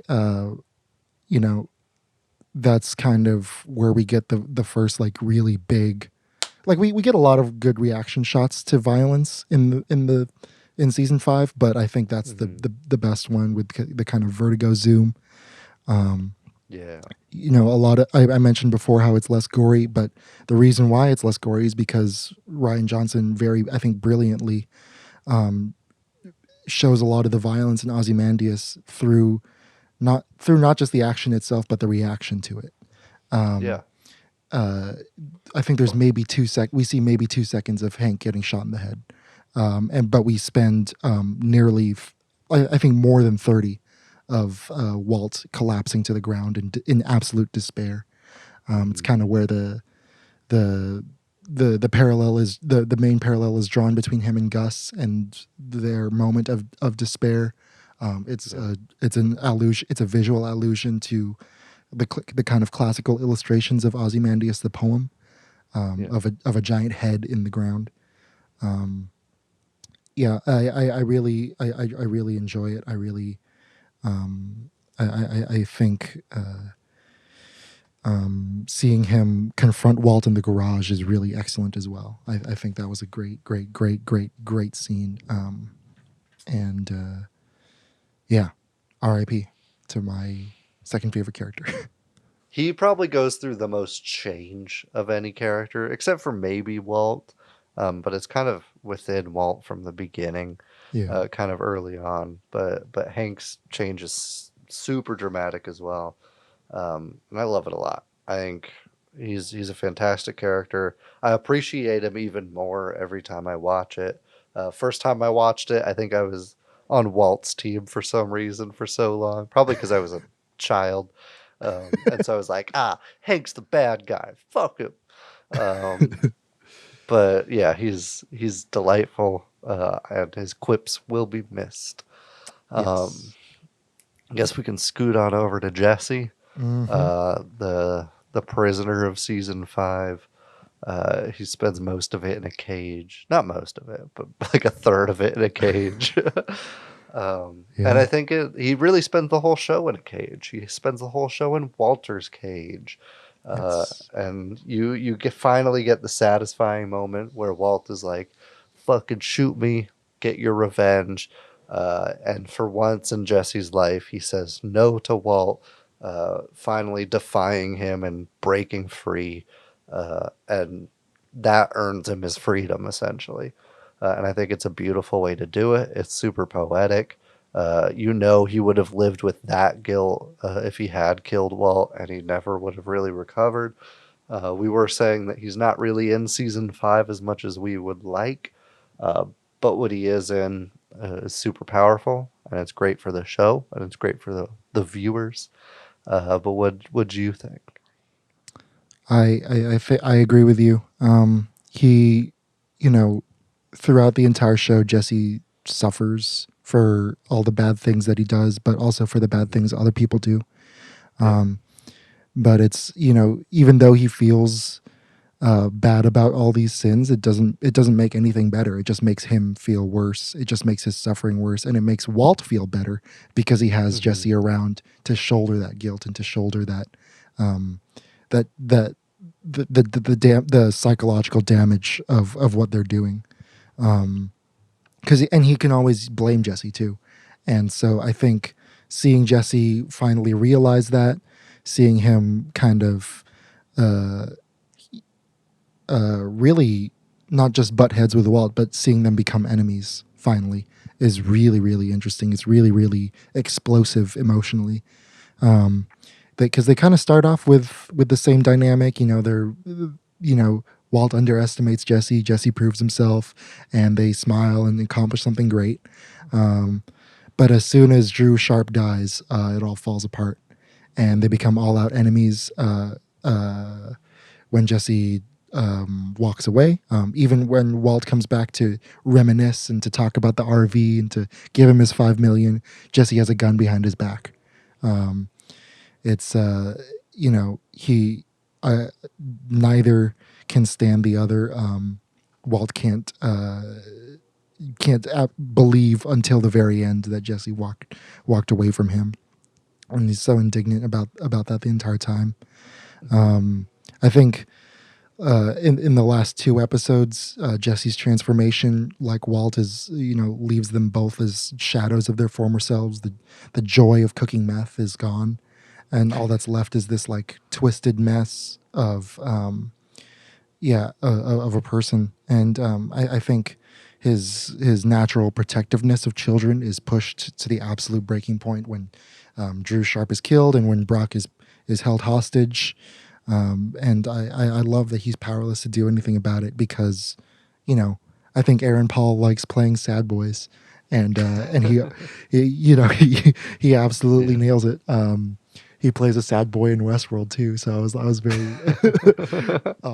which oddly enough I saw before this, but He actually doesn't play too sad of a boy in BoJack Horseman. He's like the only not super sad boy in that. Okay, cool. I still need to watch BoJack. Oh my gosh, You I haven't keep seen forgetting. BoJack Horseman? You would really like it, I think. Yeah, I I think know. you'd fuck with it. I know I would love it. I just never got around to it. But yeah, especially after this, I'm watching that, and I'm watching the Path. The Wire? Oh. No, the Path is his weird cult drama. This season I think has the best cooking montage besides 4 Days Out. I think it's just really relaxing. It's a nice vibe cooking montage, and they're finally getting along as like pseudo equals, even though Walt still doesn't see him as an equal until he dies. Pseudo equals is also a great pun. I actually mentioned season 3 when they were in Gus's lab. I was like, this is my least favorite cooking place for them. Oh yeah. Do you have a ranking of their cooking places before we move on to Walt? Okay, so there's the RV, Gus's lab, fumigation houses, Jesse's chained prisoner lab at the end, and Declan's lab. I guess we could count. I don't think Jesse I know doesn't cook Walter there. cooks, but Jesse doesn't. We'll count it just for this, though. I guess. Yeah, I think no, they used Jesse's basement once. Oh yeah. Yeah. I don't know. RV's number 1. I don't care. Like, Yeah. I- The creativity of the fumigation houses I really like too, though. yeah, That's yeah. probably my number 2. Yes, I agree. And like even when Jesse leaves and it's like the cooking montage that's like supposed to be unsatisfying and supposed to be like, oh, I'm at the top, but like, or Walter's at the top and but yet he's still unsatisfied because he's just doing day after day after day. Like it still looks really cool, like especially when they do the CGI for the houses and stuff on the map. I thought that was really nice. Yeah, and it's also cool to see that something that he was passionate for, that like was an art for him, just turned into another day job by the end of it. That Kafka-esque thing we talked a lot about previously, it continues throughout this season. But I guess we'll go to the man himself, Walter White Heisenberg. There's a lot of question as to whether it's a happy ending. Does Walt win? I don't think he does. I think Walter loses. Heisenberg kind of wins because he's at the end. He is in control. He ties up all his loose ends. He gets his kids the money. In theory, we have to speculate what that Gretchen and Elliot go through with their word, but they're pussy ass pieces of shit, so they probably did. And so, It's weird because like they're such nice people, but then when they talk about pizza, I'm like, nah, shoot them. I don't care. Like when they talk about pizza the way billionaires talk about pizza, I'm like, ugh, gross. Go away. yeah, absolutely. And I love that we get one last Badger and Skinny Pete like bumbling idiot moment. Like I don't really feel good about this. Dude, I love that he's like, I got I got the best hitman that $200,000 could buy, and then he gives them both 10 grand each. Yeah. It's great. Oh, it's too good. But yeah, so at the end of the day, Heisenberg does get control. He does kill everybody he wants to kill. He gets a weird dark form of justice, which is cool because it's not really something we see throughout the show. But everybody who really deserves death gets death, including himself. It's a very, very famous shot ending, that crane up on his death that mirrors the crawl space moment as well. I love it. I think they, like I said, they did him justice. They pulled off an ending for a character that seemed really set up for failure on ending the show. Like Yeah. there's so much going on in here that it'd be hard to do it satisfyingly. And Felina is literally him like going down a to-do list. Like, okay, kill Lydia, kill Todd's family. Okay, now we're gonna get the money to my kids. Like Yeah. it's satisfying though. It's a good way to do it. It's a smart way. The climax of the series is probably Ozymandias, but Felina's a delicate resolution, as Mhm. delicate as a trunk loaded M60 scene can be. But what do you think of his final form? Yeah. I knew that the ending involved a machine gun, not just because of the flash forwards, but someone like mentioned something about a machine gun in the end. Bummer, because it's And badass as fuck. Yeah, well, I didn't know who he was firing at. I didn't know whether it would be the cops or whether it would be Jack's gang or whether it be someone else. So it was nice to see it all come together. I kind of knew going in that there was no way that Walt was going to live. But it's still, like you said, really satisfying. And despite the fact that I hate this guy, I'm still like, I just love watching the fire. It's like what it's like that moment in what's it called? The freaking movie that I picked for the Wildlife. It's kind of like Wildlife. Oh, when they're kind of just hypnotized by the forest fire. Like it's kind of like that. Like I'm just I can't take my eyes off of Walt.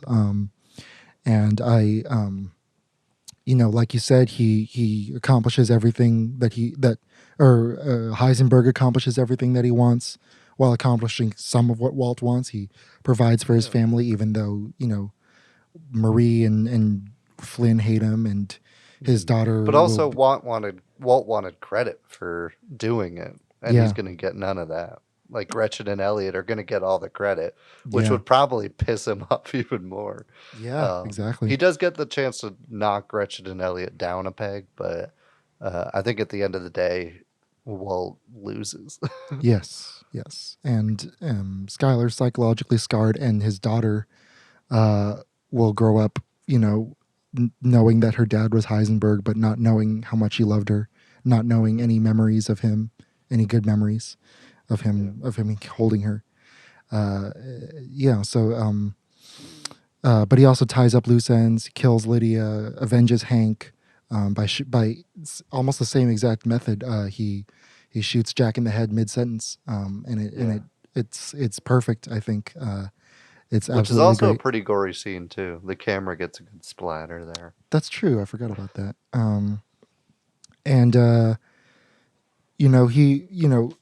At the beginning, Mike said you can't be just because he shot Jesse James, don't make you Jesse James. But in the end, he kind of becomes the cowboy. He gives like a really awesome like Django machine gun ending, where all the bad guys die at once, and he gets his revenge. He saves his sidekick one last time, and gets to see his kids again. He gets to see them again. And I don't know. And it's interesting that he still chooses to save and shield Jesse at the very end. I think that's maybe the one good thing that he actually does for Jesse, is giving him permission to leave and giving him permission to be free and giving him taking a bullet for him. And I love the shot of him looking into the I don't know what it's called, the machine, whatever, and kind of embracing his distorted reflection, and he fights back against it when he punches the towel dispenser, and yet, but this time he touches that image and smiles, and it's a really twisted, it's a really sad, like you said, Walt loses, Heisenberg wins. I think it's interesting that he gets to die in the place where he fully realized his own potential. Yeah, and also looking around pretty admirably, and he dies with a smile on his face. Like he got his empire, if only for a very brief amount of time. Like he did conquer the meth world. And he was checking the settings too, and he saw that like Jesse was cooking a perfect batch, and he was like, like he succeeds as a teacher as well. In his eyes, I don't think very abusive teacher. Good. He succeeds as a teacher who what's his face from Whiplash does. Fletcher. Fletcher. They somehow do him justice, and I commend them entirely for that. We've seen how wrong endings can go for big shows like this. Not going to name any names. Dexter. All right, we are an hour and a half in. I wrote down some more themes, nothing really too big, and I think we will pretty much touch on the rest when we're tying up our favorite episodes, because we've got 16 episodes here. So we could kind of go through, say some of our favorites, and then go from there, I guess. It's tough though, because I like pretty much all of them. Like they would all, like even just random character deaths that I don't even care about, like the dude who commits suicide with the defibrillator. Like even that, I'm like, oh shit, like that's badass as fuck. I don't know who this guy is at all, but I love this. And so I don't know. Every episode really stands out, but we can go through some that we really want to hit on here, unless there's any other themes, and then we still have to wrap up the whole thing. We got a long ass episode here. Strap in. It's season 5. We're earning it. I picked 5 and then did an honorable mention, so I'll just do the honorable mention. Okay. It was Hazard Pay, number 3. Like I said before, it's got the great Mike line about Jesse James. It introduces Todd as being like this kind of weirdo kid who's like a little bit of a sociopath, but like wants to climb up the ladder and stuff, wants to be in charge, wants control. It's got my favorite cooking montage, and it's got Skinny Pete playing classical piano. And like really well. So of course it's up there. So yeah. I had that. I had a lot of if we're doing a top 5, I got a lot of a lot of honorable mentions. But you can do as many as you want. But well, I'll try to keep it relatively short. Say My Name, I'll give an honorable mention. You get the employment of Todd as an assistant, which is great because you kind of empathize with Todd, even though he murdered a child, with parts like when he's like, oh, we'll talk about pay when I get it right. You're like, oh, he's actually kind of a good learner, I guess, a good student-ish. I still hate you though. You get the great negotiation with Declan, where he gets to boost his ego out the wazoo with his famous titular speech. It's so unnecessary. It is, but I love it. I still love it. It's like his Crazy 8 moment. Yeah. which is great. You also get the death of Mike. Obviously, is a big reason this is on here. You get the arrest of the lawyer, which I think is pretty cool and clever. It's just a great episode all around. I agree. I had it. I had it in my 5. Hmm. I thought the crying, the crocodile tears for Hank were so annoying, but like like it's a good annoying. Um, I was really like it was a really sad moment. Not just when Mike died, but when he had to abandon his grandchild. I thought that was really Yeah. like, damn, Even just dude. him like glancing back, like knowing he should run but kind of staying, Yeah, is just a great moment. he might have lived if he stayed, which Yeah. is a bigger bummer. Yeah, and it's also like really badass showing him hiding all of his stuff. Like this guy's a pro. Like he's still way out of the other people's league. Yeah. Yeah. Absolutely. My number 5, I guess. I'll give it to Dead Freight. It's a train heist. Hmm. Do I have to say more? It's badass. You get shocking moments. You get more great Bill Burr performance. Yes. Um, Yes. yeah, it's delightful. It's a fucking train heist. I'm always gonna love that shit.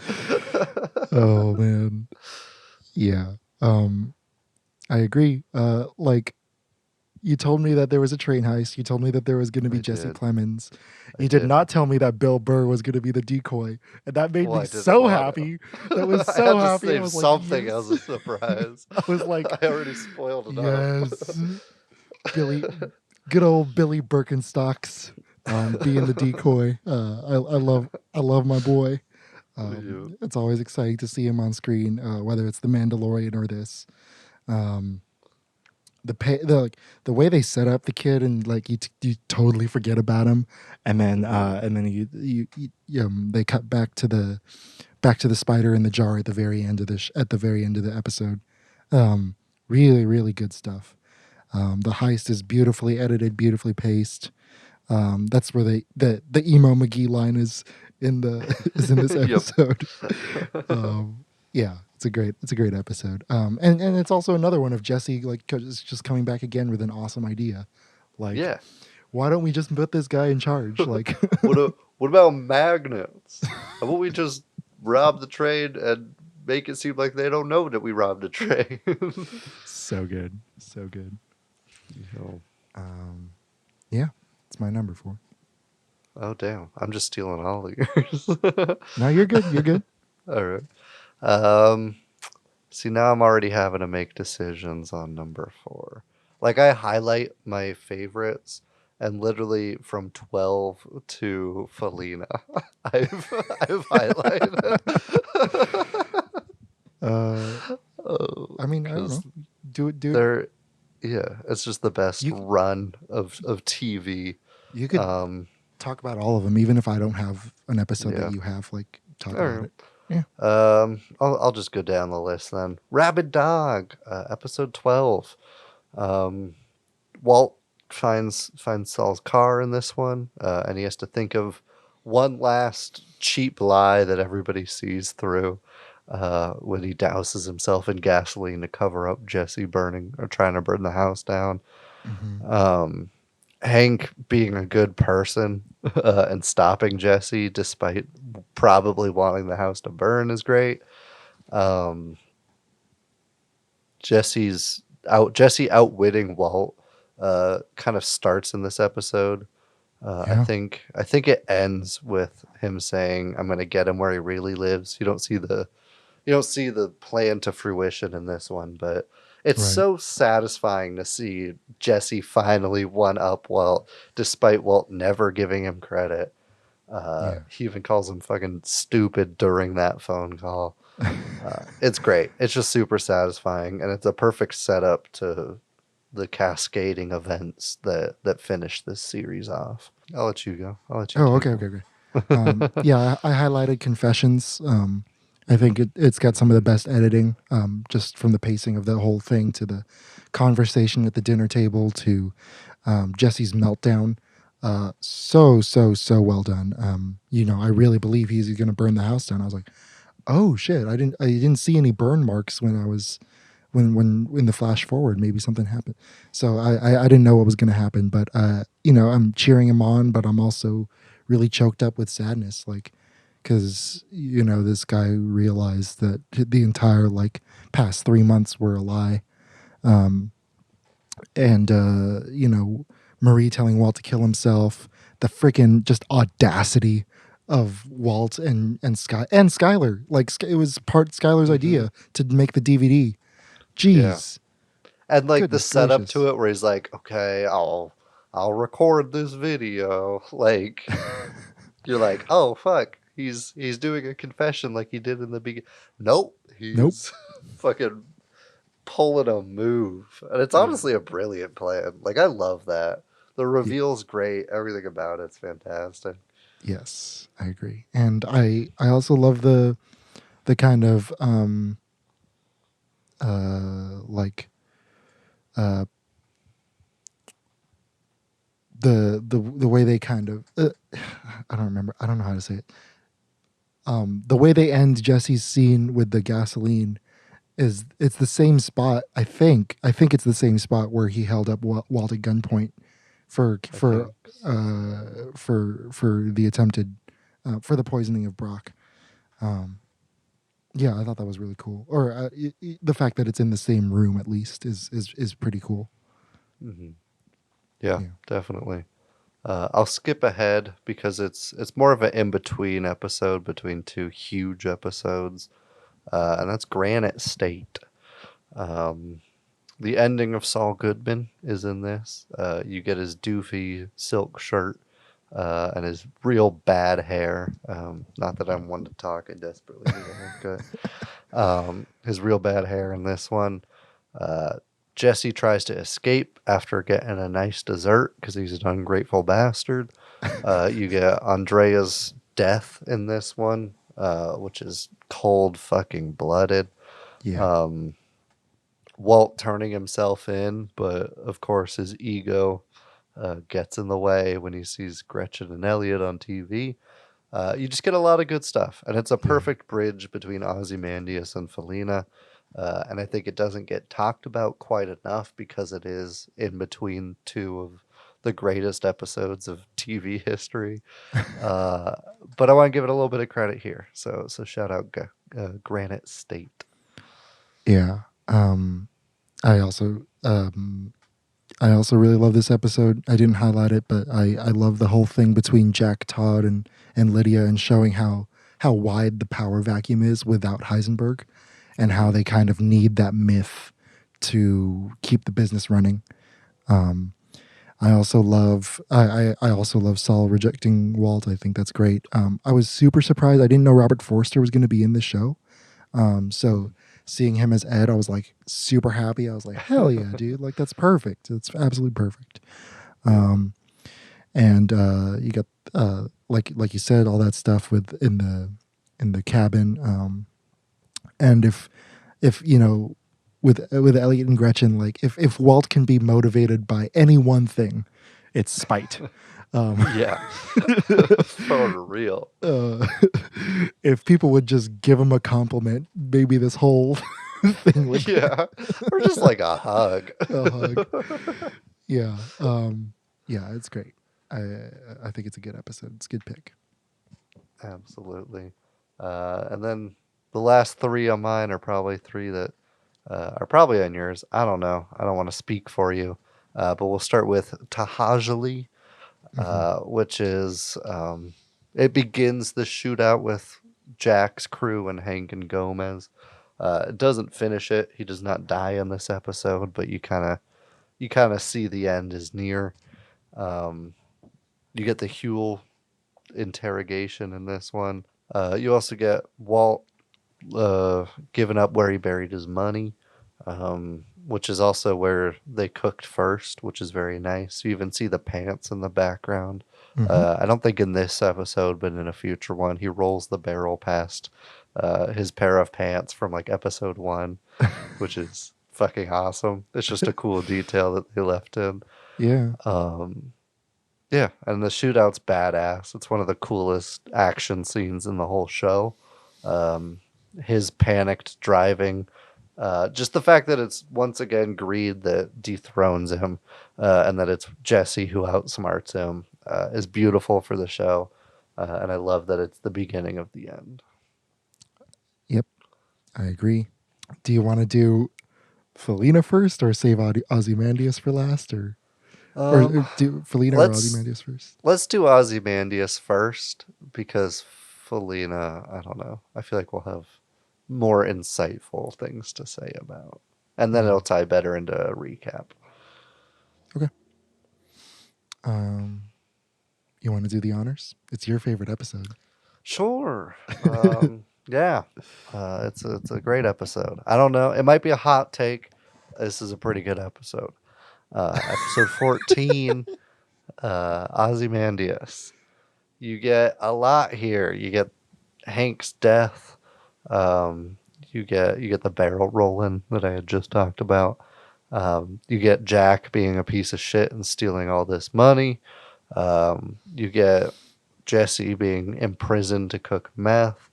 You get Skyler and Walt Jr. finally fighting back physically even against Walt when they try to get them to up and leave everything and go with their meth loving daddy, which is a fantastic fucking scene. Every single scene in this carries so much weight to it.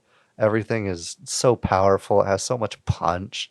It's an exhausting episode to watch because there's just so much there.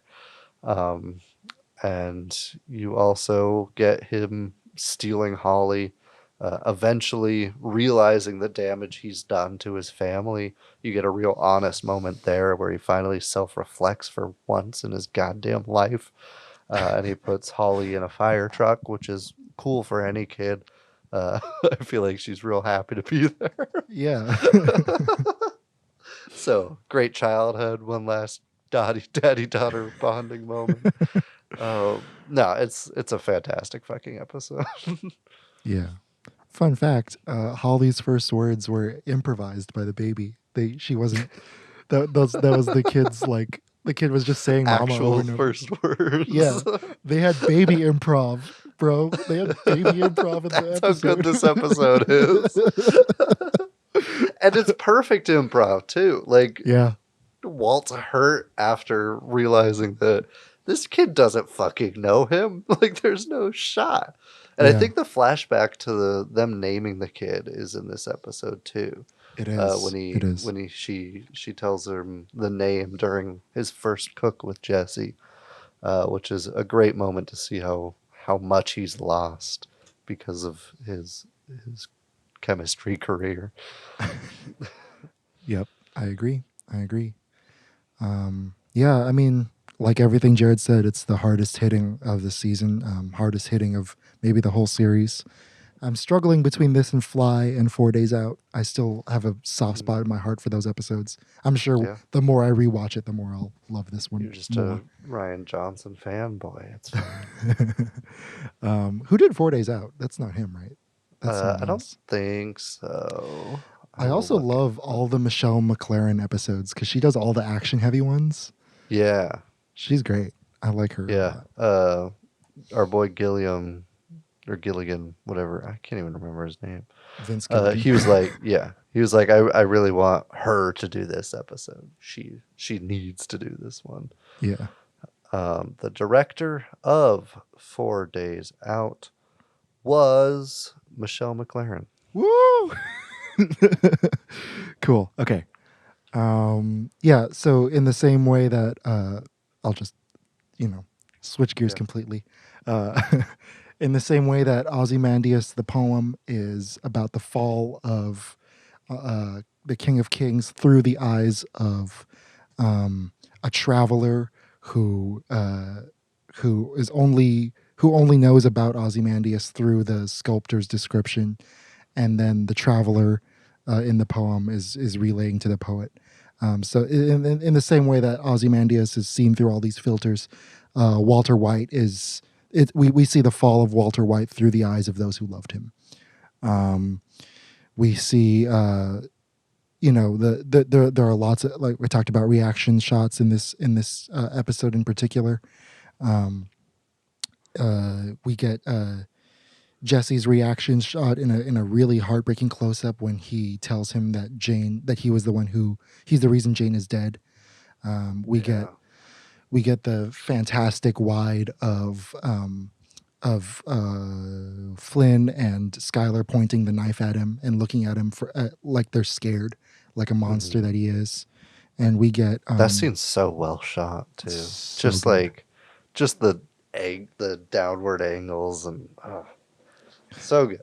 Yeah, it's great. And even Hank, like even when he realizes that Walt is Heisenberg, he still treats him with caution and respect because he knows how Walt is. And here he says, "No, he's like, you're the smartest guy I ever met, but you're stupid here." And and then you get the fall of the entire empire. The reason why Walt goes out to do this for his family, and he sees a member of his family executed right in front of him, and his whole world falls apart literally. It's beautiful, it's gorgeous, it's absolutely heart-wrenching. And the phone call about confronting that reflection of himself and owning it, becoming the monster to save his family, to save Skylar. Whether that's intentional or not, it's pretty hard to watch. And it's also about the passage of time. Like, it's their first cooking spot. It's where the empire started, and it's where the empire ends. They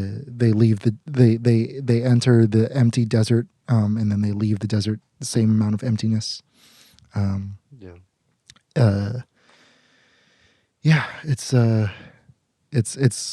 It's exactly what Jared said it was. So shout out to Maura Wally Beckett, the writer of the episode, and Ryan Johnson, the director. Totally killed it.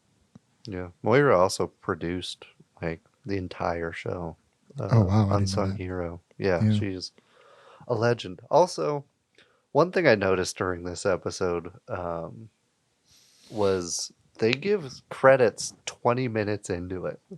Like they're still rolling credits because there's so much happening that they'll stop, let you enjoy what's happening, and then like in a slower scene they'll dip more credits in. That's how packed this episode is. Ryan Johnson's credited at like 19 minutes in. It's insane. Yeah. Yeah, one of the best. Do you think it's the best TV episode of all time? Do you agree with that sentiment that people say? I don't know. There's a couple Office Christmas parties that are. No, I'm just kidding. I'm just kidding. I'm just I was kidding. about to end this podcast. I don't know about best of. It's hard to say, right? Because I haven't seen a lot of like the ones that are hailed as great American TV shows. It's the best I've seen in a long time, for sure. Like, I'm glad it lives up to the reputation for like somebody who's heard, oh, Breaking Bad, oh, Ozymandias, blah, blah, blah, many times. Like, I'm glad it's still held up. Oh yeah, for sure. Like I'm not gonna argue that it's like overrated, because it's a microcosm of the whole show is in this episode, and so I understand why a lot of critics say it's one of those, but I don't know. It's kind of too hard to say because there's a lot of TV out there that I like.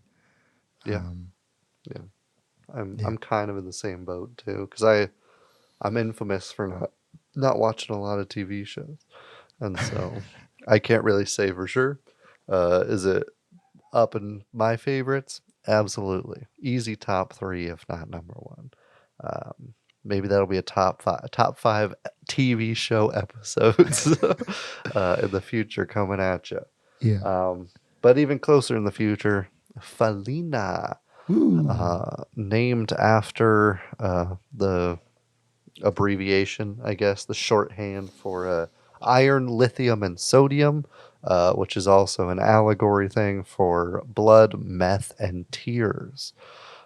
Which is just badass because what a title to end the show on. Yeah. Yeah, it's great. Like I said, it's Walt's to-do list, or Heisenberg's to-do list. Hmm. He's tying us up his loose ends. Yeah, it opens, I think, with Gretchen and Elliot's closing, which is fantastic. It's so slow. You see Walt admiring what he could have had, which is great. Yeah. You get to see rich people get knocked down a peg, which is always fun to see. Um, yeah, that's so satisfying. Um, you get the final conversation with Skylar, where he admits to her and himself that he was doing this for him. And the look of relief on her face after that is palpable. You Yeah. feel like a weight off her shoulders, that she wasn't like responsible for all this death and destruction. You get that. You get the beginning of you get the end of the M60 machine gun that they kind of hint out a couple times in previous episodes, which is badass. And who doesn't Yeah. like seeing Nazis die?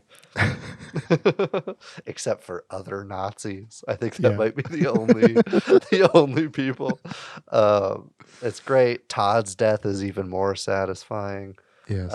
He ties loose ends with Lydia, with Chekhov's ricin, which is delightful. I think you get to see Carol drop her groceries, which is hilarious in this one. When he goes and picks up the ricin. Is that this episode or was that a previous one? I think it's in a flash forward. So Okay. it's in episode 9, Blood Money. Gotcha. Yeah. Either way, it's hilarious, and it happens during this episode's timeline. So fuck you. Uh, Okay. You asked. I know. Oh.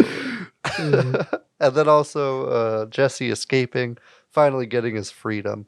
Who knows what'll happen to him? Oh, we'll never know. Tune in like 10 more episodes, maybe. Yeah. Um, and that's great. His tears of joy are great. Obviously, Walt's death is hard hitting and earned. It's just a perfect wrap up to the whole season. I agree. Jared's our Breaking Bad expert. I don't have a whole lot to add. I think he perfectly summarized We've also it. kind of been talking about this episode for the last hour and 58 minutes. So Right. I agree. Like I love this sense of outlaw justice that we get. It's not a moral thing. It's not a thing that is very lawful. The way that he goes about this, but the outlaw is bound by a code of honor and a code of blood, and he fulfills that in 3 ways. He provides for his family, he kills his enemies, he avenges Hank, and he frees Jesse. But everything that Jared said, I think he also kind of avenges Mike by killing Lydia. I just realized he kind True. of gets that wish too. yeah. And Jesse finishes that by giving what's her face the money. I can't remember Mike's granddaughter. Kaylee. Kaylee. Yeah. The scene of Jesse making his box in slow motion. Yeah. So good. And then the hard cut to the slavery. yeah, dude. Oh my God. So heart-wrenching. What a good callback to something that nobody would expect a callback to, too. No. Yeah. I thought that was a beautiful monologue when he mentioned it too. And I was going to mention it in this episode and talk about how, or I was going to talk about in season 4, but I forgot about how that relates to him cooking meth with Walt again. Mm-hmm. But the show did it for me, and they did it in a beautiful cinematic way. And I also love Todd trying to compliment Lydia's clothes, and she's not having it. Yeah. I thought that was funny as fuck. Oh, it's great. Yeah, Todd's a doofus murdering dick bag. Great. Oh, all right. Anything you want to recap the show on? Maybe Walt's total transformation. I think might be a good one. We've kind of did okay at it throughout, but now's your time. yeah. A lot of critics have kind of cited Breaking Bad as the most thorough portrait of evil, because you don't just see it throughout Walt's journey. Um, the show as a whole is an examination of his evil and his immorality as a person, and then it also shows how evil plays out in every other character that he interacts with, and even the characters that he doesn't interact with that much. It still shows a wide variety of the reasons why people break bad and the reasons why people do what they why people. Vince Gilligan said that to break bad when he was a kid meant to raise hell, and to cause chaos. And I think that's exactly what Walt does. He doesn't just, Jesse talks about it like, oh, you're becoming a criminal, but it's more than that. It's causing damage to the world and sowing seeds of chaos and sowing seeds of discord and of monstrosity in other people. The only reason why Todd is able to do what Todd does is because Walt enables him, and his uncle enables him, and so even characters who are victims. Walt Jr. Disrespects and belittles his mother because he's ignorant of his father's crimes. Ted is a victim, but he commits evil by taking the easy way out and just doing what makes him happy or what he thinks will make him happy. Skylar allows necessary evils and commits adultery. The show doesn't really punish her for the adultery thing, but because she launders money, she cheats Bogdan out of his fair share, and it directly leads to Ted's injuries. Jesse suffers, but it doesn't make anything better. And Jane is guilty of greed as well. If she hadn't spited Walt and tried to take advantage of him, he probably would have saved her life. Marie is very narcissistic throughout the show, and then she kind of slowly grows the more that she sees the damage done to her husband. The more that she sees that how much her husband needs her. The way that evil is portrayed and the way it ripples out from Walt, I think, is one of the unique things about this particular transformation, because they in the Joker they kind of like have a little bit of that, but they don't really hammer it in such a satisfying way that this does. And so I appreciate how Walt's transformation resulted in all these unique and interesting storylines throughout the whole show. Yeah. And Walt's evil is like a fucking virus in this too. Yes. Like it just spreads. Even like people who are pretty distant from Walt, like Jesse's parents, like they still get fucked over by like Jesse scamming them out of the house and like shit like that. Like everything that he and Jesse, or every person that he and Jesse come in any contact with, loses something. Like Drew Sharp's parents, we don't even know who they are, and they're fucking devastated because their kid is missing forever now. Like it's crazy how in depth they go with it, and so it's nice that you were so eloquently able to shed a light on it. Thank you. One thing that I didn't pick up on actually, I stole this from a Wisecrack video on it. But Walt, he calls people a copycat the whole series, and he ends up stealing traits from like every main antagonist he kills. So like he always cuts his crust off of sandwiches. He puts a towel down when he vomits, like Gus. He starts putting ice in his whiskey after he kills Mike. He becomes okay with violence after Tuco. So like you just kind of see him kind of absorbing these like dark souls that he gets along the way, and it makes him a fucking supervillain. And I love it. I think it's such a creative thing that they like obviously intentionally did. And there's so much that they intentionally do that even when we are watching this with the the intent to analyze every detail about it, we're still gonna like miss things that were intentionally written about. Yeah. It's crazy how in depth they go with this. Yeah. I love it a lot. If you couldn't tell. No, I'm glad, and I'm especially glad that like on a fifth watch, you're still getting new stuff out of it. That's so nice to Yeah. see, honestly. Absolutely. If do you have any other parting things? I got one final question that's kind of interesting.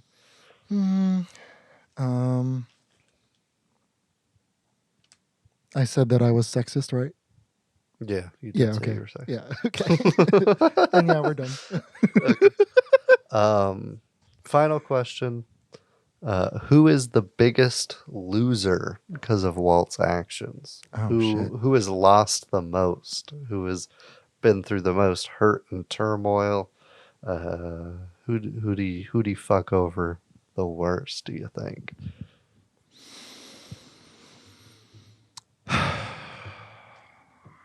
I think psychologically, it's probably a tie between Skylar and Jesse. I don't know about like pain wise though, like physical pain and like economic pain. It's tough to say. Jesse could be a running for physical pain for sure. Oh yeah.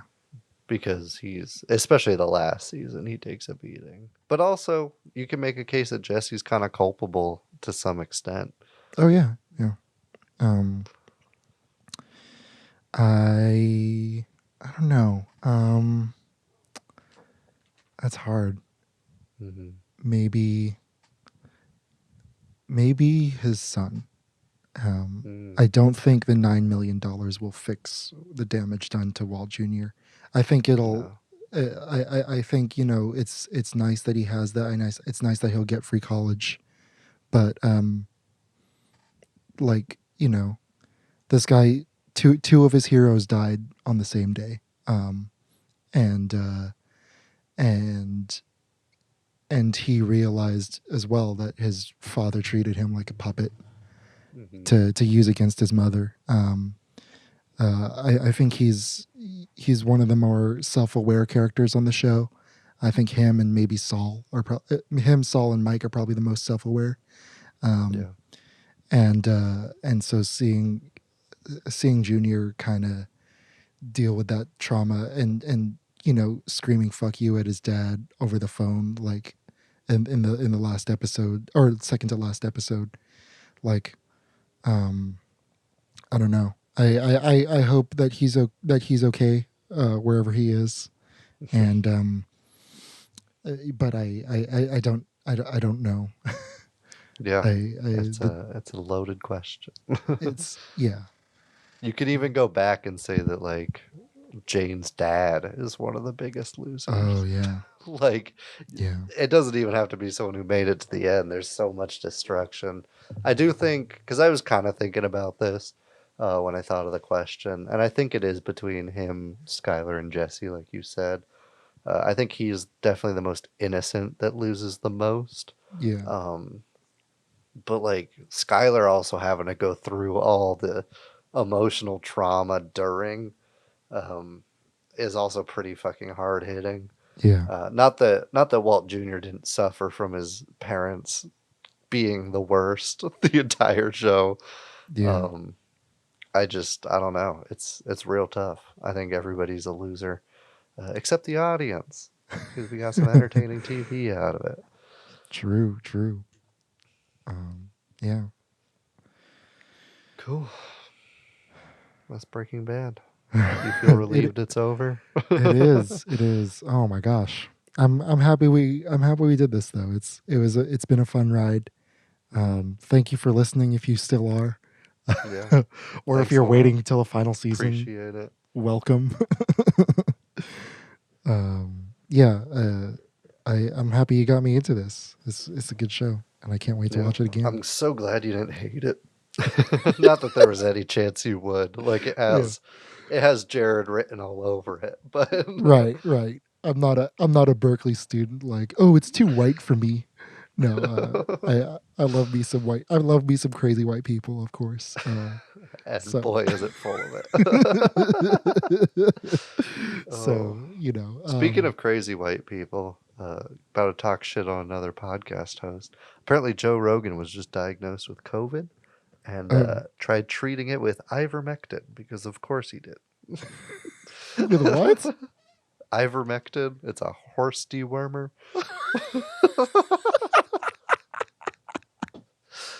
I thought he already got COVID. That's interesting. He's got it now. I guess. Oh my gosh. What a weirdo. Yeah. So if you want podcast hosts that aren't that stupid, where can the people find us, Jared? You can find us at the Jaredcast. Just spell it all through on Instagram, on Facebook, on Twitter, and on the YouTubes. We're uploading video content pretty frequently now. And we're on this podcast. We're on your favorite podcast platforms every Tuesday. Almost ran out of breath. Okay. You can always get more. That's the beauty of it. and yeah, we'll see you next week. We got a pretty interesting one. Gonna talk about the year so far, and even though it's like the end of the year, probably a bit late to start doing it so far, but whatever. Yeah, Fuck it, yeah. dude. Well, the fall and winter is so stacked that like it's gonna be crazy. True. We'll also be diving into Cowboy Bebop and then dive back into the Breaking Bad world soon after that. So we'll see you guys then. Thank you for tuning in. We love you and goodbye. Bye-bye.